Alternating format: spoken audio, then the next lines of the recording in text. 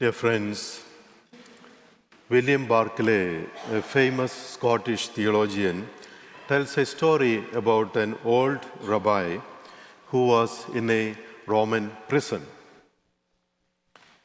He was given the minimum ration of food and water, just enough for him to survive. As times passed, the rabbi became weaker and weaker, and he was diagnosed with dehydration. The prison officials were confused because he was given enough food and drink, and the doctor's report said that he was dehydrated. So they asked their guards to watch the old rabbi. Finally, the mystery was resolved when the guards discovered that the rabbi was using almost all his water for performing the traditional ritual washing of his hands before prayer and meals. This story helps us to understand better the shock and the dismay the Pharisees felt when they saw Jesus' disciples eat without performing their traditional washing. It is important here to remember that many of these ritual purifications the Jews observed were based on Mosaic law. Some of these laws were very specific, but others were more like general norms. According to St. Thomas Aquinas, the famous philosopher and theologian of the church, there were three categories of the law. First, the juridical precepts. Second, the moral precepts. And finally, the ceremonial precepts. So the juridical precepts regulated the relationships among the Jewish people.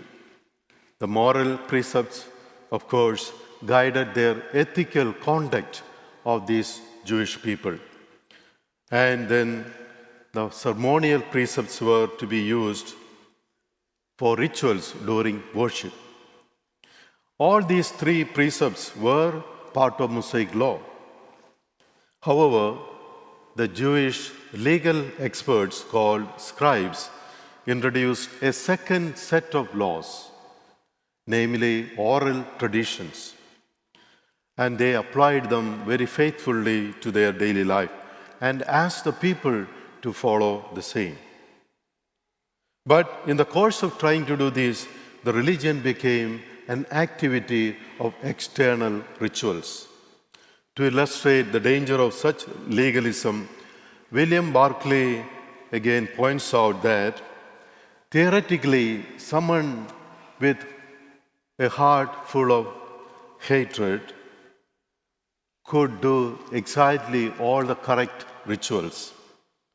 Now one might ask, what does this all to do with our life today? We must guard against identifying true religion with merely performing external acts. For example, going to church, saying a few prayers, and giving to charities do not in themselves make one a true follower of Christ. That is because if we do all these things for the wrong reason, then we remain divorced from God's love. What counts is the love in the heart that motivates us to do what we do religiously on a daily basis. If our hearts are filled with bitterness, envy, and pride, as we heard in the second reading, then all these things, external acts, may not bring us any closer to God. That's why Jesus cites the words of prophet Isaiah in today's gospel. He says, "These people honor me with their lips, but their hearts are far away from me." In this manner, Jesus rebuked the Pharisees in a general way so as to dismiss their criticism against his disciples as false. Christianity is not a set of laws and traditions.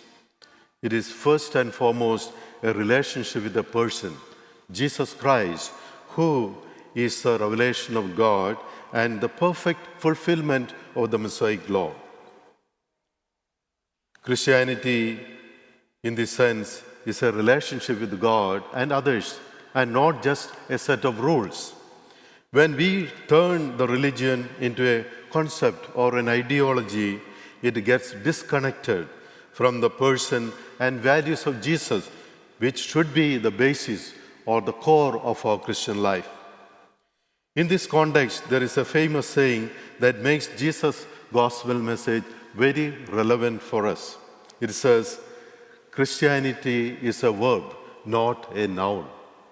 Christianity is a verb, not a noun, meaning it is about doing as well as being. Dear friends, Jesus' critique against rituals was not a total condemnation of religious rituals in general, because the very life of the church is centered around sacraments and the rituals that Jesus himself instituted for us. We should respect our traditions since they express our commitment to God and our Catholic identity. Our biology and DNA, as we have learned, tell us what we are.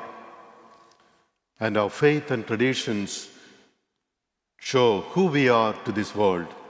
In short, what counts in our religion is not what we do, more than that, why we do it. Finally, what really counts in our life is love of God and love of our neighbor.